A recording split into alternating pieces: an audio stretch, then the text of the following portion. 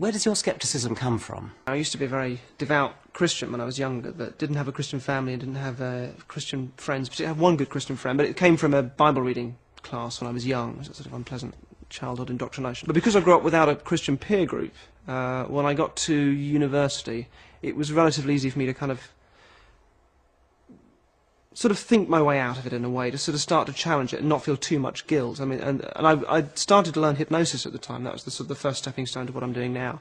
And I had all these Christians terribly upset and offended that I was doing it because it sort of ushered in demons, as far as they, which to me I kind of thought, well, if you believe that God created us, surely the mind is the pinnacle of that creation. So why looking at the mind in any way would be seen as demonic and a bad thing? I didn't really understand, let alone, if you don't understand hypnosis, how can you say it ushers in demons? And I know I understand it better than they did. So that was a strange kind of, I realised there was just this fear issue with anything that was misunderstood.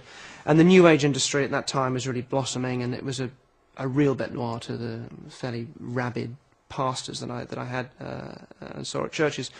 But because at the same time I was getting into magic, and through magic realising how things like tarot cards and psychics really work, and that there's nothing mystical about it that could therefore be seen as dangerous, but it's just simply just sort of rubbish and charlatanism and psychology at work. I'd talk to psychics and I'd listen to their sort of circular belief, and I'd think, well, I am just doing exactly the same thing as a Christian. The only difference is it's easier to sort of laugh at them because it's a fringe belief, whereas my belief is so much more endorsed institutionally. It's more respectable. But I thought, well, I'm just being a hypocrite, so I started to read some theology texts and books about sort of how the Bible really kind of came together, and a kind of a mixture of books that I hope would at least challenge my easy, pat answers that I had as a young Christian. And I felt that if I could undo all the easy answers, if I just had a bunch of questions, that I might actually be able to build a much stronger, more defensible faith from it. And then that just sort of didn't happen. It just all seemed silly, and I realised there was no going back. And once you accept that the Bible isn't a historical account of things that have happened, then you're sort of left with no basis for it at all. From that, then, I wanted to defend my non-belief as strongly as I felt that I should have been able to defend it as a believer. On the back of that, and off the back of the magic, a sort of an understanding how these supposedly paranormal industries work. So we have information on things like placebo effect, and information like cold reading, and these things exist, and false memories, and anecdotal, and all those things that are important. And taking that on board is just about being able to make better decisions. That's about being truly open-minded. Ignoring them and putting them to one side in this sort of pursuit of easy answers and intuition as the be-all and end-all of truth. That's not being open-minded at all. I think that's very narrow-minded, and certainly to laugh at people that say that evidence is important, I think that's you know, it's hypocrisy of the worst kind to call them narrow-minded. Derren, could you begin by telling me what cold reading is and how it's used? From psychics to spiritualists to palm readers to graphologists to astrologists, the expert in question is either just simply deluded and naive, or they're using a skill called cold reading, which is a way of communicating information to somebody where it sounds like they know everything about you, and they can reveal facts seemingly about your life and describe your character in a way that you'd be amazed by. Whereas in fact it's a linguistic trick, or a set of linguistic tricks, where they're saying words and you're constantly supplying the meaning yourself, but it can be very convincing. And those tricks can give the impression that the person knows everything about your character, or might refer to facts and things from your life or from your past that they seemingly couldn't know. The first psychic, a so-called psychic, a trickster, was trying to pretend to guess, I don't know, the name of the sitter's grandfather or something like that. What would be the kind of thing they might do? Even guessing the name of a grandfather, if you back up, what tends to happen is that the psychic will, if it's with a group of people, throw out a name and say, I'm getting the name John or Albert, or some name that's sort of suitable for the age group they're working with. Now that name could refer to a person in the audience who's living, or it could refer to someone that's died, or it could be a friend of the person. You know, it really could be anything. So it's up to somebody to pick up on it and turn it into what they want it to be. And of course, if they say, yes, that was my husband, then the reader can go, yes, that's right, he's here, he's saying he still loves you. Barnum statements are part of the toolkit of the cold reading psychic, named after the showman P.T. Barnum, who famously said that he had something for everyone, and they are statements which apply to everyone, although they'll always sound very specific to the individual. You know, pretty much everybody's had some creative pursuit at some point that they've left behind them, and if I point that out to you, you know, it might sound very insightful, but really it could just apply to anybody. There's a terrific experiment that was done on this with students. I've filmed this myself. We did it with 3 different groups of people across the world, where you have everybody in the group is given a reading, a personality reading, and normally beforehand there's some nonsense about asking for their birth date or getting some objects off them. That, so there's some sort of process apparently involved, and they're given a reading, and it's a long reading. It's a very detailed personality reading, and they all get one individually. They're all asked to read it, and invariably they will all say afterwards that it's very, very accurate, that it was not at all vague or ambiguous of what people might expect, and they'll give it 85, 90, 95% accuracy. And I've seen this happen, and people are amazed by it. And then you get them to swap with each other. And so perhaps you can identify someone else by their reading, then they realise they've all been given exactly the same thing, which was written months ago before I even met them. These are statements along the lines of, you're somebody who you tend to keep people a little bit at bay, but when you're a caring person. Yeah, you're a caring. You keep people a little bit at bay. Though you tend to keep people at arm's length, but when you allow people into that inner sanctum of when they become your close friends. If they betray you, then that really hurts. And you're not saying anything other than you're closer to people that you're close to. Then it means nothing, absolutely nothing. Yes. And horoscopes are the same. I mean, they use the same principle. Because those things have to apply to anybody, because there's no interaction going on. A horoscope or something given, when everyone's getting the same thing. There's no feedback, so you're simply relying on things that apply to anybody. What you can do when you're interacting with somebody is you can fork off from one way or another.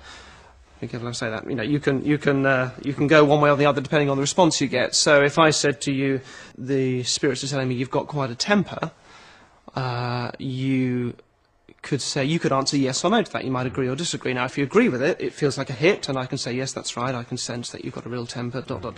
If you say no, I can say, but what's great about you is that you've learnt to control that on the outside. It still feels like a hit. Linguistically, what they tend to do is they say. They put the word not into the question, so they'll say things like, one recent reading I was listening to was, she said, now you haven't been drinking a lot of water recently, have you? And by phrasing it in the negative, it allows a yes or no to be a hit. And the answer was no, and she said, well, you should do. The spirit's telling me you need to be drinking more than you are. You haven't been drinking much. And it sounded like a hit. Equally, if the person said yes, it would have seemed like, yes, they're telling me, either way. A common ruse also is to make statements that allow you to have both sides of the coin in one go. So, for example, if I said to you, you've got an extrovert side and an introvert side, that's not remotely convincing at all. That seems to be a given. But if you say to somebody, when you're at a party, you're very good at being able to hold court. You can entertain people. You're very good at being really the life and soul of the party. But what's interesting about you is that when you walk away from that, you'll often find yourself at home running back through conversations in your head and wondering, oh, what did that person mean? Why did I say that? That was stupid. And when you're even at those parties, even though you like to think that you're somebody who can be in charge and very charismatic, you'll often find yourself just stood there thinking, God, why am I here? It's like everyone is a million miles away, and you're aware that that is a facade that you put on. Now, whether or not that applies to you, the fact is, all I'm doing is saying that you've got an introvert and an extrovert side, which cancels itself out. It means nothing, and yet most people will find a way of sort of making that easily fit themselves. Now, when you analyse these things like the Barnum effect and cold reading, you're doing it in a sort of rational way. I take it that the psychics and palm readers and astrologers and people who do it know perfectly well what they're doing, and therefore they are fakes. But are all of them fakes, or do some of them somehow manage to fool themselves as well? The difference is you can see when cold reading is at work, when you know the tricks, when you know the same old things coming out about, you've got an old box of photographs at home with the tricks that they come out with and the pushing for statements, making somebody make a statement hit, and if they don't, moving on to the next person. One I was listening to recently, you've been doing a lot of, spirit telling me you've been doing a lot of sewing. And that woman was like, no. She said, well, is it somebody in the spirit plane who's been doing a lot of sewing? No, she couldn't make a hit. And it was, so I went to the next person, is it for you? You've been doing a lot of sewing? And the woman was, no. She said, well, there's a coat, you've got a coat at home with, there's a button that's loose or a hem that's loose. No, I mean, it wasn't working. And in the end she said, well, have a look for that, my dear. They're telling me there's a, and it went from somebody with, to nothing. So when you see that, that's clearly that person they know exactly what they're doing. They're desperately trying to get a hit. I've been to psychic training colleges and seeing people that are very sincerely trying to learn. They've been told they believe that they're a bit psychic because, we all have a certain amount of intuition, and we all, if we misunderstand things like kind of coincidence and a phone ringing because we've been thinking of somebody earlier on that day and the phone rings and it's them, we might mistake that for being psychic if we don't really understand how those things can easily happen quite a lot of the time. So I think there are plenty of people who learn it genuinely and really think that, whether it's palm reading or tarot cards or whatever, that there really is a system, and they just... The instructors on the training course are teaching cold reading while dressing it up as though it was genuine, so they really are charlatans then? I think so. I think so. It's difficult because cold reading is something that you can be taught to do without it seeming like tricks. Okay. I've been in a situation where trainee psychics are sat around saying things to each other like, I'm sensing you're on a bus and the bus is going the wrong way, but it might not be a bus, it might be a relationship. And when you're hearing things like that, you think, well, okay, this isn't cold reading, this is just people sort of hypothesizing intuition and just learning to just, well, I'll just speak openly and I know this other person's going to make it fit because we're all partisan and we're all learning together. When they're learning it all together, they're still dressing it up in their own minds as the spirit world talking to them, rather than... Absolutely. But all it is it's just being intuitive and being open and being... Well, just say what you feel. That's all it is. It's this whole thing of intuiting your way to enlightenment and knowledge. That the teachers who are maybe more media savvy, more sort of career psychics and mediums, are very aware of what's going on and very aware of what the tricks are. But it's difficult to tell. But I've heard it suggested that sometimes these rather lucrative acts that people put on of psychic divination and things often start out as a kind of folie à deux, that somebody and his partner or his father or something kind of manage to convince each other that they can do something that they can't, and they sort of rev each other up, but still kind of half believe in that they really are psychic, because once they had a really good success, which was a genuine accident or something, and so they're encouraged by this folie à deux partnership, and maybe the partner rigs it so that even the performer thinks he's getting hits, which he's really not, that kind of thing. I think there are two common routes. One is the magician getting into the area that I'm into, which is sort of the psychological mentalism, it's called, but then realising that you can step over the line and pretend to be doing it for real, and there's a lot more money in that. So yeah. So there is more money if you pretend to be something that you're not. There's the moment you're saying it's real, the moment you say it's real, you're tapping into something enormous in people. Yes. The other route is the stage medium.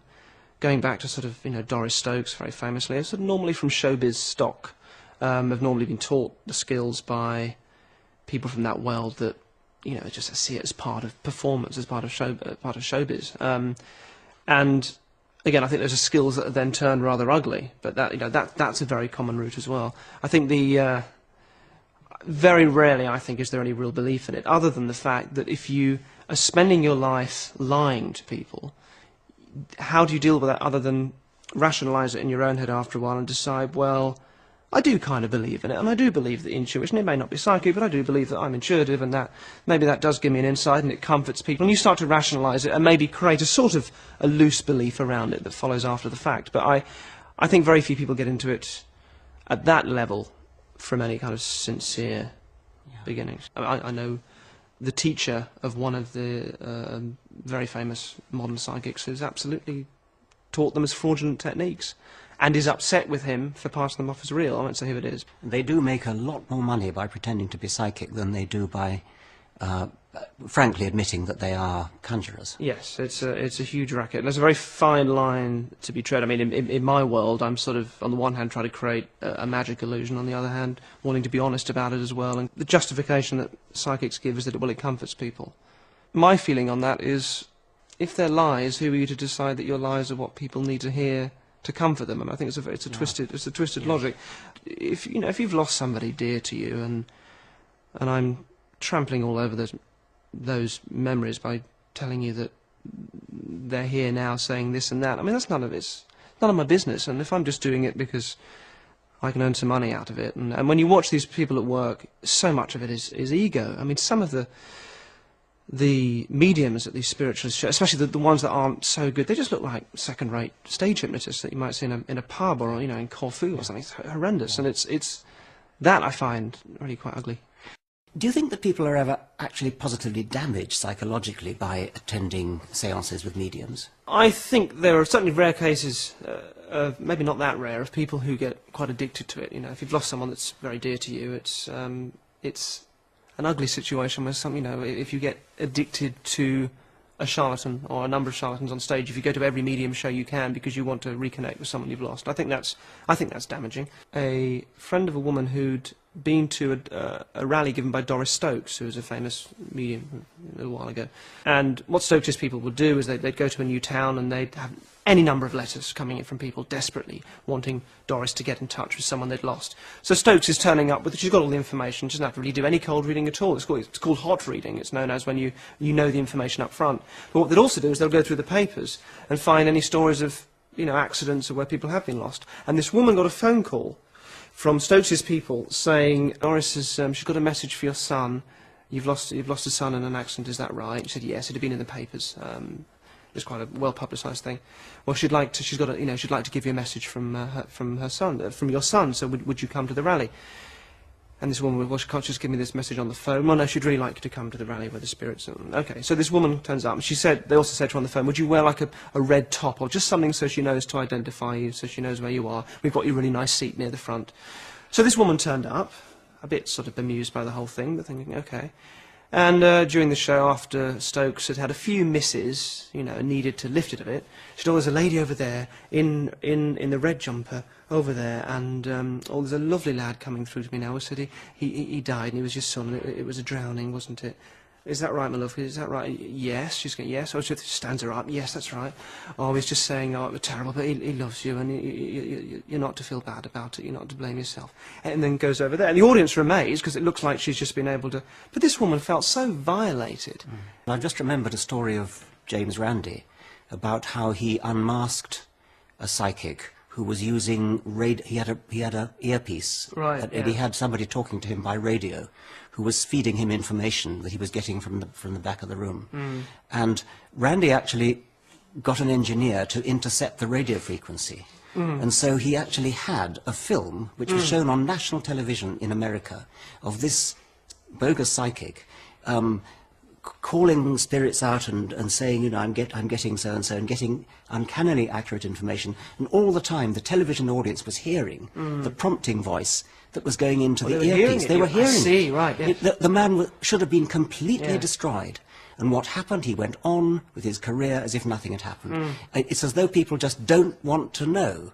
They don't want these people to be unmasked, and if they are unmasked, it's almost as though they just go into denial and cut it out. Or maybe there are enough people out there who just hadn't seen that television show and so didn't know that he'd been unmasked.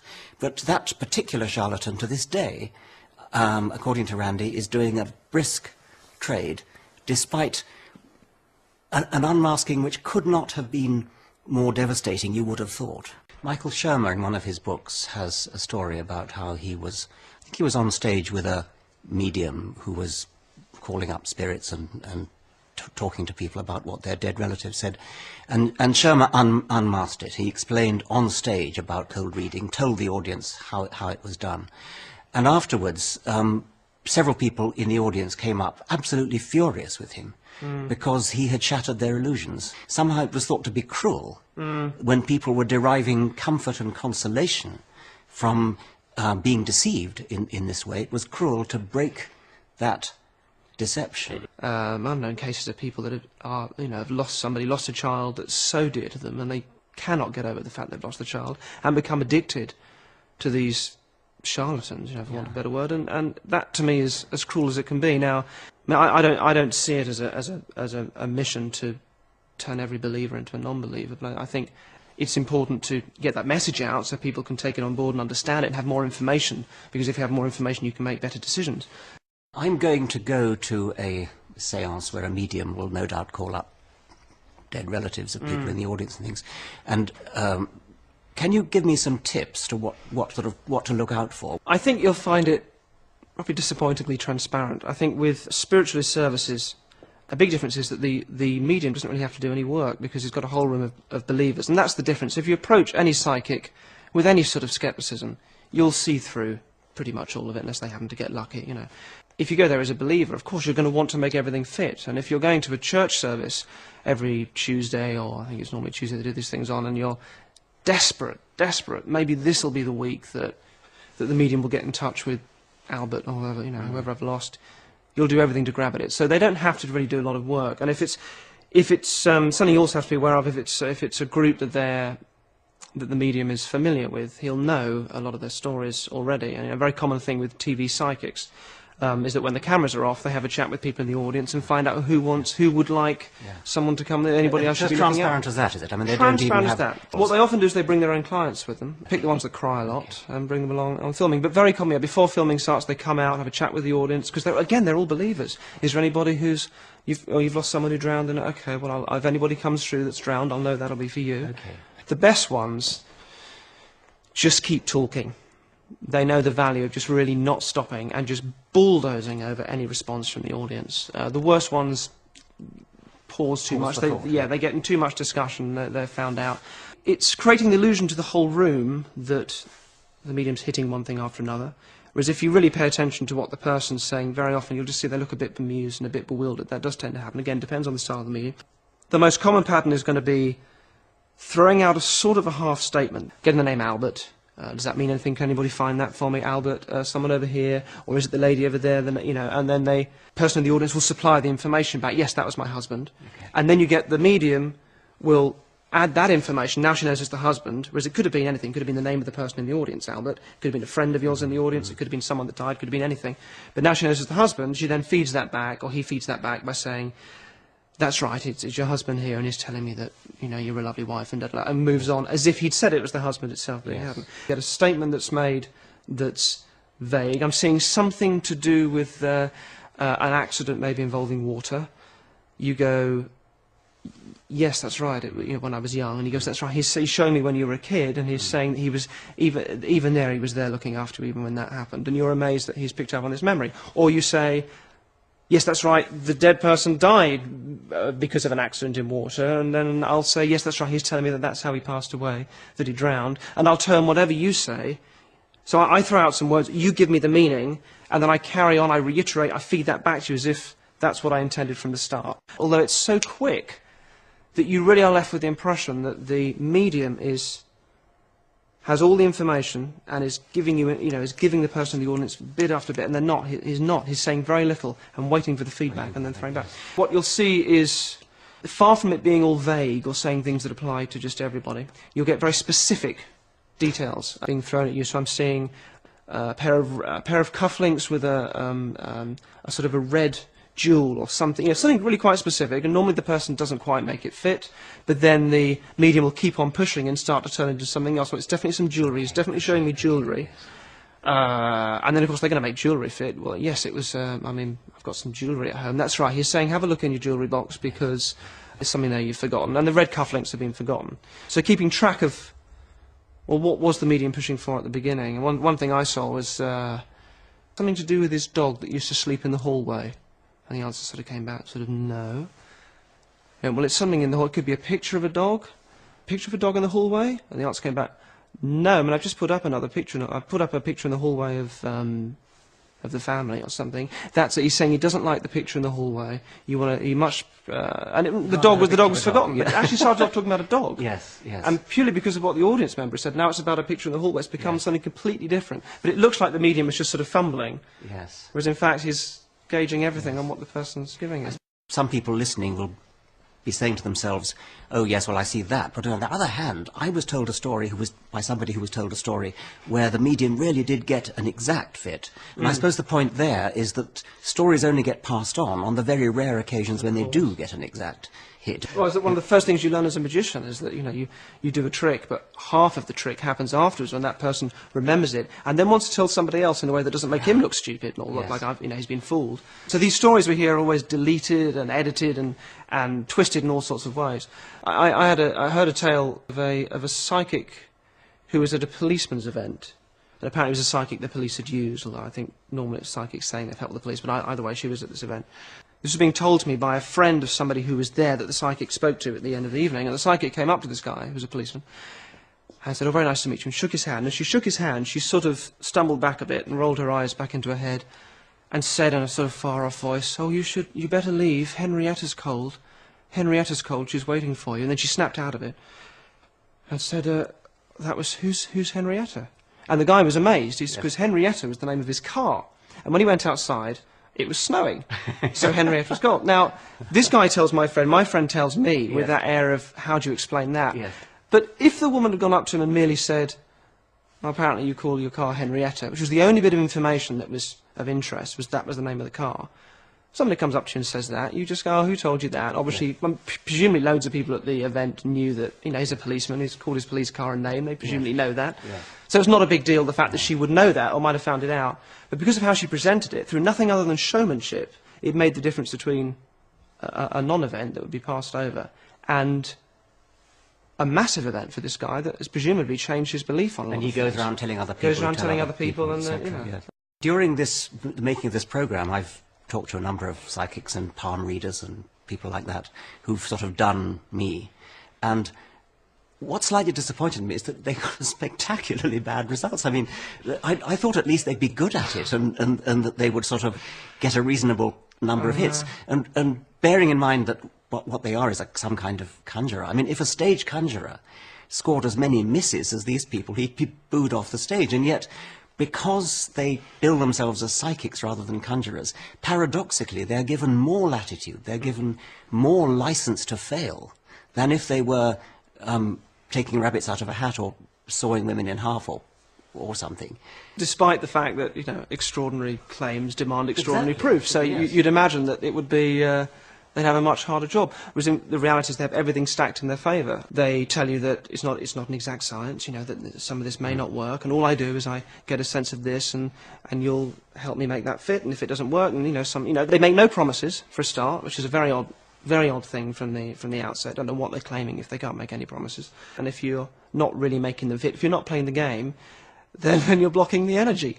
There was one discussion I had when we filmed something along these lines that we didn't end up using because they were just so terrible.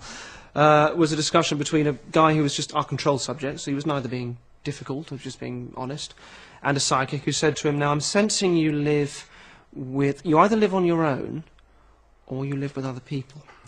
And he said his response was, "I don't know, can you be a little bit more specific?" So she reiterated, "Well, it's either on your own or with a group of people." And again he said, "Well, I'm really not sure what you mean, can you be more specific?" At which point the instructor intervened, quite chippily, and said, "Look, you either live on your own with other people, which is it?" And he said, "Well, I don't know how to live with my family, I'm not sure what that means." She said, "Well, then you live with other people, don't block the energy," and was quite livid with him. One of the psychics that did tarot cards for me, I asked the question, but how do the spirits actually influence the position of the cards? And that was the point where she gave up. There was a different one. She gave up at that point because I was being... You're blocking the energy, I was being too inquisitive. I was being too sceptical. And so that brought the thing to a halt. I had the same thing with the palmist. She started talking about it, and I was trying to be interested, and I sort of was interested. I never had it done before. And I said, "So what is the link between your personality and your future?" And so what's the theory behind how that actually gets into the hand? I thought that would be an interesting answer. Same thing, blocking the energy, end of session. Yeah. Now, just talking about the illogicality behind so many of these systems, and tarot cards, which are obviously very, very popular. The deck is mixed, and you choose a number of cards that's sort of laid out, and then your fortune and fate is read from them. Of course, the interesting conundrum there is that if you did the same thing 5 minutes later, you'd pick out very different cards. So presumably your fate and the reading would be necessarily very different if it's relying on those cards. 5 minutes later, it would be completely different. And when there have been questions about this, the answer is, "Oh, well, that's because your fate changes from minute to minute." But then you have to think, well, so presumably to get a tarot reading, you'd have to constantly be having a tarot reading over and over again in order to know what the accurate situation is, if it constantly changes from minute to minute. If I'm a tarot reader and we shuffle and the 5 cards come out and those are the 5 cards that dictate your fate, that's great. And if you went away at that point, that's fine. I've told you your fate and I've told you everything about yourself and your past, present, and future. But if you said, "Great, can we just do that one more time?" would you not expect the same cards to come out Yes. because if it's fixed? It's a good question. And if there are other ones, then wouldn't we, you know, but they say, well, it's because your fate constantly changes. Each time you deal the cards out, your fate changes from minute to minute. So the only answer for you is you'd have to consistently go back. Yes. When would you stop? When would you have the correct one? I don't understand that at all. Yes. I did a couple of psychics who are quite famous on television and things, and one after another they gave up. They would, I mean, the first one started talking about my father, and they said, your father in the spirit world is very sorry that he didn't manage to say goodbye properly. So I sort of strung her along for a bit before letting her know that my father is in fact still alive at the age of 91. At that point, she just gave up. She said, sorry, it isn't working, the spirits aren't coming through, I'll just have to stop. You'd think if it was real, you'd at least be able to sit there quietly and they'd be able to do it without needing any sort of feedback. You'd feel you wouldn't have to play the game as the sitter. One of the people I went to see was a psychic who asked to have my watch, which he held in his hand to get the spirit vibrations out of the watch, etc. And then he turned up some tarot cards. And then he went through a really rather stunning series of misses. Almost everything that he got wrong. He got some elderly relative beginning with the letter G, something to do with the advertising profession. Total miss. I mean, no suggestion. Then he got an elderly woman beginning with E. Well, that was a sort of hit because my grandmother's name began with E. That's incredible. And he and it is the commonest letter in the alphabet. Yeah. And he said that she kept lots of cats, and so I was able to tell him that she absolutely hated cats. They were the one thing she abhorred. Yes. Anyway, it went on, and it was all a total set of failures. And then I was afterwards told at the end that he told somebody else that he'd done really well and that he'd got lots of hits, and I think he believed it. Maybe for him that was a... Yeah, I mean, it was the best readings ever but I mean, done. so that there's an element of self-delusion as well as just deluding the punter about this. The whole skill seems to be not about comforting people. I think that was rubbish, although they say that. It's about getting hits. It's about hearing yes, yes, yes. So it's a strange sort of ego thing. And getting money for it. And getting money for it. So, yeah, so I think it's not surprising that sort of self-delusion happens and that people after the event will say, yes, that went extremely well, and shamelessly, you know, publicise themselves as helping the police solving this murder and that murder when they've done nothing other than presumably just rang up and say, do you want any help? No. Unless I aided police.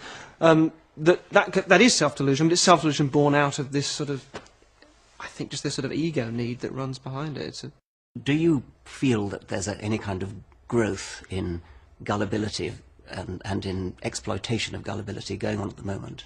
I think the psychic industry has been around for so long. It's by no means is it, you know, a modern phenomenon. Very big in the 19th century. Huge in the 19th century, yes. But you know, in its way, always sort of been around. You know, always been around. And the spiritualists of the 19th century that were making tables rise in the air and tambourines bash around in the dark, are now, since infrared photography was invented and they were caught out by photographs in the dark. Now they've turned into the modern day spiritualists who just talk, and it's a lot more difficult to disprove. So it's been around for a long time in different guises. But, you know, we live in an age where less people are going to church, and there's a suspicion of science, I think, through the relativist agenda that we've been through of all truth is equal, and, you know, nothing's really true, and that my truth is the same as your truth, and it just comes from my culture and my values, and that's all there is. And if you buy into that, then the scientific model is just one model, which is no more or less valid than the New Age model or whatever. And that way of thinking throws all rational discussion out the window and all possibility of, you know, the importance of evidence and the importance of discussing these things as adults out the window. And you're sort of left with a culture where everything is as valid as everything else. So of course that's going to perpetuate an acceptance of alternative medicines, obviously, which are huge now, and belief in these psychics and charlatans, and that industry as well, of people that realise it's a fairly easy job to get up on stage or sit one-on-one with somebody in their front room and charge whatever to trample over your memories of a child that you've just lost. I mean, it's yes. Revolting. I'm slightly surprised that the academic sort of Sude's cornery of cultural relativism and things, which is big in academic departments in universities, has actually trickled down to that extent into the sort of mass audiences that are fooled by these fakes. It feels unfashionable to talk to people about the importance of evidence, of testing things, even just in a little way. You know, a friend of mine who's a psychic told me about, you know, she puts crystals in her plants and they grow better. And I said, well, you've got loads of plants. Have you ever put two in the same window and watered them the same? Maybe just put crystals in one and not the other. And that's, I mean, I did that, and I don't think that's being, you know, nasty or rude. It's just kind of curiosity, isn't it? And but that was being very. Did you take offence at that? A little. I was being Western. Yes. I mean, I've actually noticed that people have taken offence when I've made the very gentlest and mildest suggestion of something just beginning to approach a sort of test. But I suppose one person's curiosity is another one's offending somebody else. The trickle-down effect is interesting. I think it's always been there, but I think there is. I think with the TV as well, it's become a big thing on TV, and with the amount of TV psychics and mediums we've had, that's brought up a whole load of career mediums and psychics that now can easily get a spot on TV, or, you know, cheaper to hire or cheaper to go to than the really famous ones, and it's just become an industry that, you know, we're more aware of now. Do you blame television, whatever they call them, commissioning editors and people like that, for pandering to this sort of thing? I mean, going after ratings by giving airtime to what they must know are fakes and charlatans? It's the same problem with newspapers printing scaremongering stories about, you know, MMR vaccine or things that, you know, they're not really giving the facts because sensationalist stuff sells papers, and it's the same, obviously the same with TV. But, you know, someone I know spoke to me after a show that I did, and there's a famous TV medium psychic show where a guy goes around and visits haunted places and is able to talk about and channel various spirits that are there. And it's a very entertaining, very, very popular program. And normally they often go to pubs and hotels and places like that that are supposedly haunted. And this one pub had a story of a murder and a ghost that was behind it. And everybody knew it, everyone in the town knew it, it was famous for it. And the film crew came to that town to investigate it and to do a piece on it. The production crew all knew about the story, so for the medium to find out about it was no challenge at all. I mean, the fact that he could come up with the details of a murder and a ghost was no challenge at all, because he would have known that anybody could have told him, because it was general knowledge, popular knowledge in the area. So he goes on the show and he channels these spirits and talks about the murder and comes out with all these details, and it might look impressive if you didn't realise that he had access to that information. But what this person told me, when he spoke to me after the show, was that the pub owner had made up the story about the murder and the ghost just to create a bit of colour around the pub, and, you know, so he wasn't impressed at all.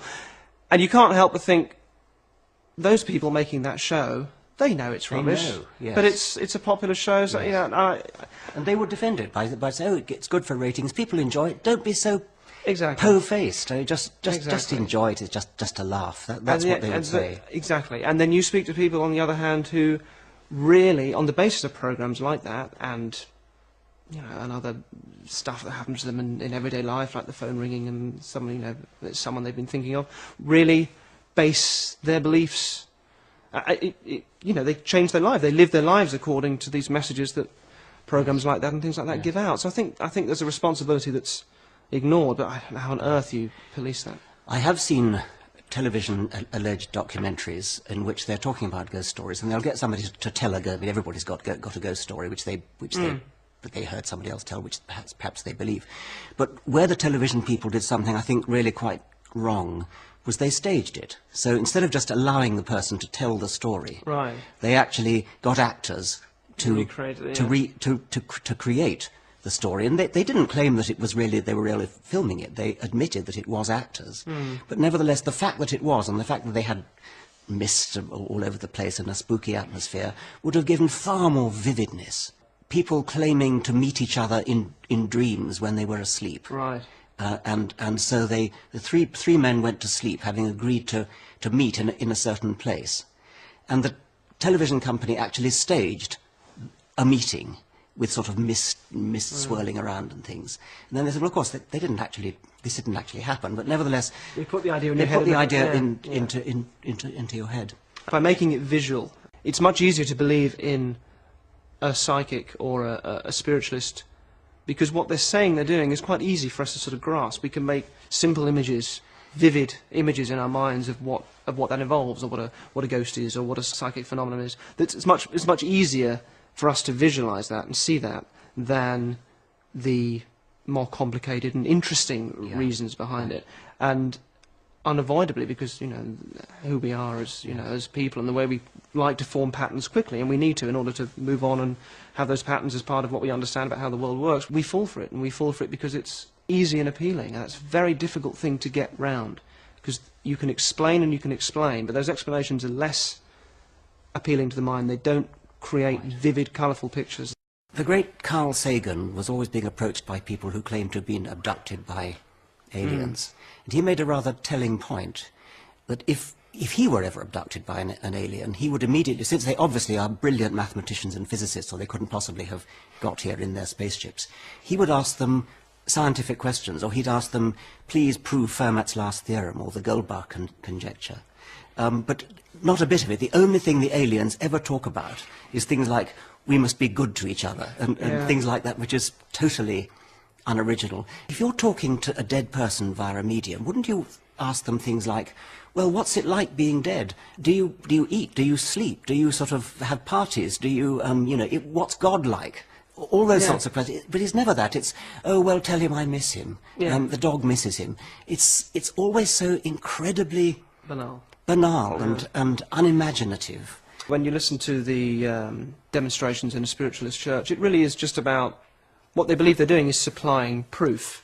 So they're telling you that, you know, you've got a box of old photographs in a cupboard, and that you have got a scar on your left knee from something when you were young, or that you had this or that accident, and, you know, telling you these things to just sort of constantly supply proof. They never really go anywhere. There's never any sort of real advice involved, which maybe in a way is a saving grace, that, you know, you're not telling people to go away and behave in a certain way. But yes, it is mind-numbingly banal. And also you'd think if they really were able to give all this information, at least be able to sort of say their names clearly, as opposed to just sort of giving letters. Thank you very much. Thank you very much indeed. No, real pleasure. Thank you. Thanks.